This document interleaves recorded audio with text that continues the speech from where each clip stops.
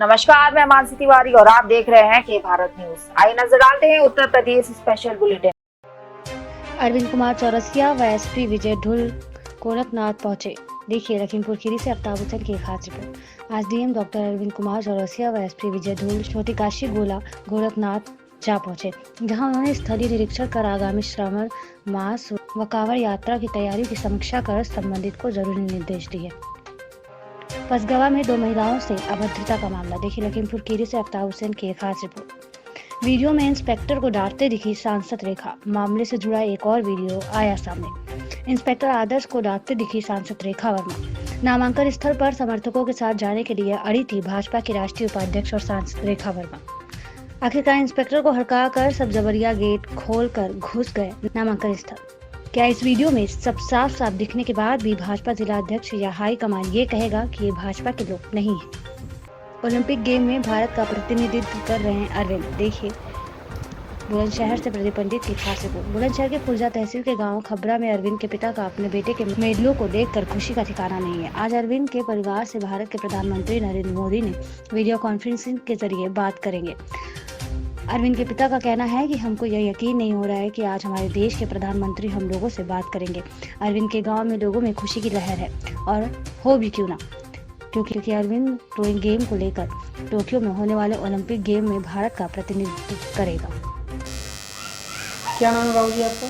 मेरा नाम विजय सिंह है। ये आपके लड़के ने जो टोक्यो में आज खेलने के लिए जा रहे हैं जी ओलंपिक में, हाँ जी, तो क्या कहना चाहेंगे इसके बारे में? मैं ये कहना चाहता हूँ भाई साहब, बड़े गर्व की बात है, बड़े कमाल की बात है कि मेरा लड़का ओलंपिक खेलने जा रहा है। बड़ी खुशी की बात है मेरे परिवार को भी। किस तरह का माहौल है? माहौल बहुत बढ़िया बना हुआ है। गांव मोहल्ले में या रिश्तेदार में जिला बुलंदशहर में पूरा माहौल बना हुआ है। बहुत खुशी की लहर चल रही है। जैसा कि आज प्रधानमंत्री नरेंद्र मोदी आज आपके परिवार से बात कर रहे हैं वीडियो कॉन्फ्रेंसिंग के माध्यम से, हाँ जी, तो कैसा लग रहा है आपको? कैसे परिवार में कैसा माहौल बना हुआ है? भाई साहब माहौल बहुत बढ़िया बना हुआ है। कल से ही हम सोच रहे हैं, हमारा परिवार और हमारे यार रिश्तेदार खुशी मना रहे हैं कि मोदी जी आज हमारे घर बात करेंगे। आपको कैसे पर ज्ञात हुआ कि आपसे प्रधानमंत्री नरेंद्र मोदी बात कर रहे हैं? किसके माध्यम से पता पड़ा था? माध्यम से मालूम पड़ रही हमें कि न्यूज़ वाले तो लगभग बताएंगे, हमें बच्चे भी बता देते हैं कि बात करेंगे मोदी जी आज। कितने बजे बात करेंगे आज मोदी जी आपको? लगभग उम्मीद यह है कि 4 बजे से लगभग 5-6 बजे के बीच में बात करेंगे। अच्छा, अरविंद जी जो हैं हाँ, इससे पहले कहाँ कहाँ खेल चुके हैं? ये भर्ती हुई है सन 2016 में रुड़की में इन्होंने खेला। फिर उसके बाद इंडोनेशिया भी गए हैं, फिर पूना भी खेला। इन्होंने हर जगह रजत प्राप्त किए हैं और गोल्ड मेडल भी जीते हैं। अब इन्होंने धीरे धीरे प्रयास करते करते ये आज हमारा लड़का ओलंपिक खेलने जा रहा है। बड़े गर्व की बात है। क्या उम्मीद है? उम्मीद यह है कि हमारा लड़का गोल्ड मेडल लेकर ही आएगा, देश का नाम रोशन करेगा। बड़ी खुशी की बात है। अभी फिलहाल में कहाँ पर पोस्टिंग है आपके लड़के की आर्मी में? अब ये फिलहाल में पूना है। पूना से ये है टोक्यो जाएगा। अच्छा हाँ, 16 तारीख के लगभग। अच्छा, ये खेल जगत में और भी बहुत सारे खेल हैं, तो आपके लड़के को कहाँ से प्रेरणा मिली कि ये रोइंग ही खेलना है? ऐसा है कि आप वहीं से रुड़की में ही ये रोइंग चलता है और वहीं से ये स्टार्ट हुआ। इनने अपने दिमाग से इन्होंने सोचा ही कि मैं कुछ भारत में नाम करूं और मैं करूं, तो इन्होंने पहले प्रयास में खेल चालू करना चाहा, तो पहले प्रयास में गोल्ड मेडल जीत लिया इन्होंने। तो धीरे धीरे का इनका मानना बढ़ता ही गया, इतना बढ़ता गया कि आज यहाँ तक पहुँच गया ये। क्या नाम है आपका? कालीचरण सोलंकी। ये अरविंद सोलंकी जो है ये आपकी कौन है? मेरा भाई है, सर चाचा हैं, चाचा का लड़का है, छोटा मुझसे 1 साल। हाँ, ये टोक्यो में खेलने जा रहे हैं ओलंपिक में, रोइंग का गेम्स है, तो कैसा महसूस कर रहे हैं आप? महसूस बहुत अच्छा कर रहे हैं। टोक्यो में वो खेलने जा रहे हैं। इससे ज़्यादा खुशी की बात क्या है कि हमारा सगा छोटा भाई मतलब ओलंपिक में खेल के आए, तो बहुत खुशी है इस चीज़ की। जैसे कि बचपन से आप साथ में पढ़े हैं, लिखे हैं, खेले हैं, कूदे हैं, तो कैसी एक्टिविटीज़ रही हैं इनकी हमेशा से बचपन से? एक्टिविटीज़ तो इसकी शुरू से ही ऐसी रही हैं कि हर किसी काम को, कोई भी काम सही, गेम हो, भर्ती हो ना हो, शुरू से ही कोई भी काम सही, हर किसी काम को करने की इसमें शिद्दत है हर शुरू से ही। कोई भी काम इसे दे दो, उस काम को बखूबी निभाता है करने में। आर्मी कब ज्वाइन करी थी इन्होंने? आर्मी 2016 में ज्वाइन करी थी। बड़े भाई हैं हरकेश, वो भर्ती हुए थे 2013 में, उनके रिलेशन से 2016 में भर्ती हुए थे, रिलेशन से रुड़की के अंदर। भर्ती होने के बाद में इनकी लंबाई के देखते हुए 6 फुट 2 इंच लंबाई है इनकी, उसके देखते हुए इन्हें रोइंग में यानी रोइंग में ले लिया गया, जिसमें कि 6 फुट 2 इंच लंबाई से ऊपर ही चाहिए। तो इन्हें खेल जगत में और भी बहुत सारे खेल हैं, तो रोइंग की प्रेरणा कहाँ से मिली थी इन्हें? रोइंग की विषय में कुछ नहीं जानते थे शुरू से, हम भी नहीं जानते थे। हमें भी 1 साल के बाद ये पता पड़ा था कि रोइंग पीछे को चलती है। इन्होंने गोल्ड मेडल जीत लिया रुड़की के अंदर, 2 गोल्ड मेडल जीते थे रुड़की के अंदर। एक दिन ऐसे ही छुट्टी आया, छुट्टी में हमने वीडियो देखी, जब हमें ये पता पड़ा कि हाँ ये उल्टी चलती है रोइंग। हमें खुद पता नहीं थी रोइंग क्या चीज़ है, बस इसे वहीं पे ही अफसरों में, जो भी आर्मी के अफसर थे, उन्होंने इसे लंबाई के बेस पे वहाँ कनेक्ट करवाया ये रोइंग गेम। जैसा कि देश के प्रधानमंत्री नरेंद्र मोदी आज परिवार से बात करने के लिए वीडियो कॉन्फ्रेंस कर रहे हैं बात, तो कैसा महसूस कर रहे हैं परिवार में, क्या माहौल है? महसूस भाई साहब, हम तो बस यही है कि हमारे तो मतलब एक 3 स्टार 2 स्टार कोई पुलिस वाला भी मिल जाए, हम तो उसे देख के घबराते हैं। अब उस चीज़ में ये देखें कि प्रधानमंत्री खुद हमसे बात कर रहे हैं, तो तुम खुद अंदाज़ा लगा सको, आदमी खुद अंदाज़ा लगा ले कि हमें कितनी खुशी होगी कि प्रधानमंत्री हमसे बात कर रहे हैं। क्या उम्मीदें हैं टोक्यो खेलने जा रहे हैं? उम्मीद ये हैं, जब अभी तक हमने देखा है हर तरीक़ा से अरविंद सिंह हर गेम में, हर किसी में, नेशनल हो इंटरनेशनल हो, हर कहीं उन्होंने निराश नहीं किया कहीं भी अरविंद ने हमें। बस यही है कि गोल्ड मेडल जीत का है अरविंद। पुनीत सोलंकी। पुनीत, ये बताइए, अरविंद ने आपके साथ में बचपन गुजारा है, कुछ अरविंद के बारे में बताइए। अरविंद जिस तरीके से टोक्यो में भारत का प्रतिनिधित्व करने जा रहे हैं।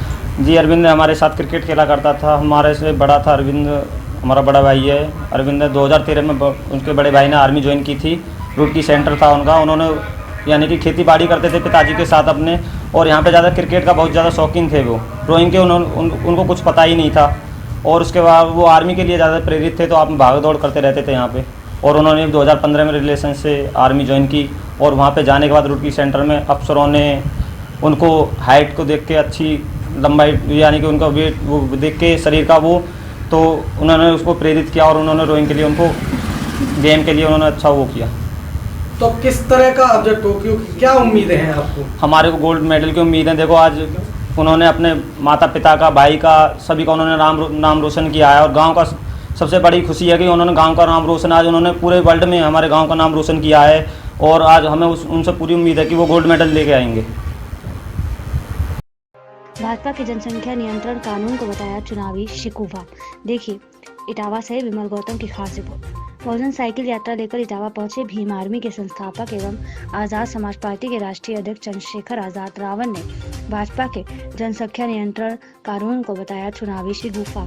चंद्रशेखर ने कहा 40% ओबीसी, 20% एसी और 10% एसटी वर्ग के लोगों के पहले से ही 2 से ज़्यादा बच्चे हैं। ऐसे में यह कानून सिर्फ मुस्लिम विरोधी ही नहीं बल्कि इन सभी जातियों के विरोध में बनाया गया है।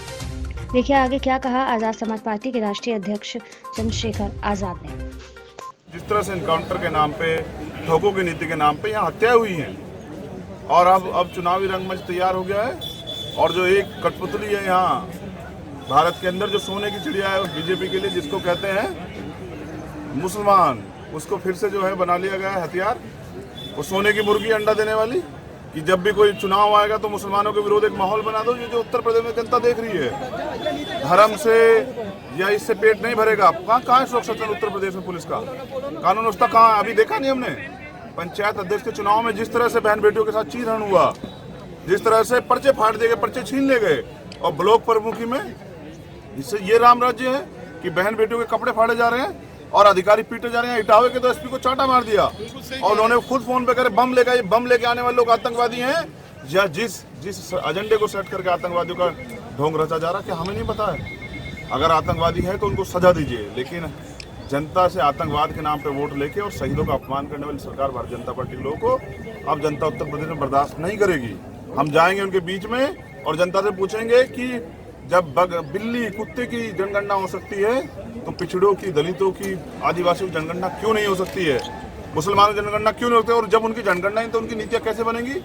मैं ये भी पूछना चाहता हूँ कि प्रमोशन रिजर्वेशन सुप्रीम कोर्ट ने कहा कि देंगे, दलित और पिछड़ा विरोधी अगर ये लोग नहीं है तो प्रमोशन रिजर्वेशन क्यों नहीं दे रहे हैं। युवाओं को लाठी मारने के बजाय युवाओं को रोजगार देना चाहिए। महिला सुरक्षित है क्या उत्तर प्रदेश में?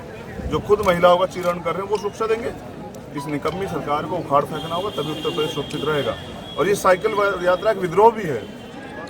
पेट्रोल के दाम, डीजल के दाम, बीजेपी के लोग तो विरोध करते थे, लेकिन आज अगर कोई विरोध करे तो मुकदमा लगाते हैं राशु का। हम पे लगाओ ना राशु का। हम ना तो सरकार की राशु का डरते, ना मुकदमे डरते, ना लाठी से, ना गोली से। अपने प्रदेश को बचाने के लिए अपने लहू का एक कतरा जो है जुटा देंगे और जाएंगे गांव-गांव में। हमारे कार्यकर्ता घूम रहे हैं पूरे उत्तर प्रदेश में और हर घर में जाकर बताएंगे कि उत्तर प्रदेश 4.5 साल को क्या दिया है भाजपा की सरकार ने। और पिछड़ों के नाम पे वोट मांग के केशव प्रसाद मौर्य हमारे भाई के नाम पे वोट मांग के और बना दिया योगी को मुख्यमंत्री।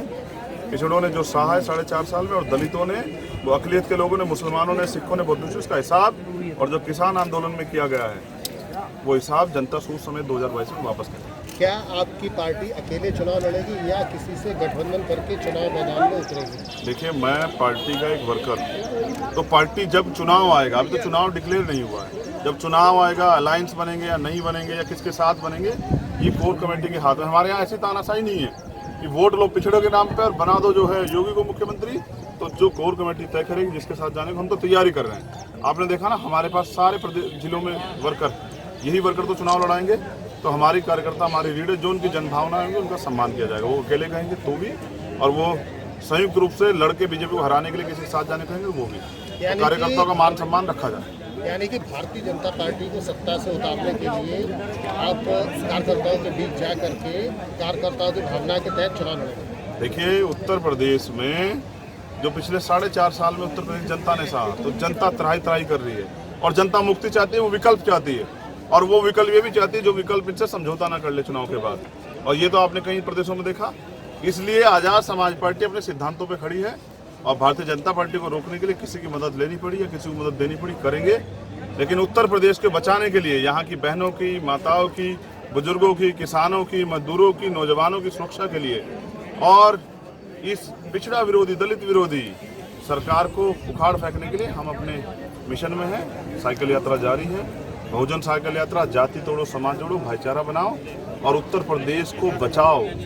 उत्तर प्रदेश में इन माफियाओं से, गुंडों से और ये जो चीरहरण करने वाले लोग हैं, ये सत्ता के भूखे लोगों से उत्तर प्रदेश को बचाने के लिए हम लोग निकले और विश्वास कीजिए बचाएंगे।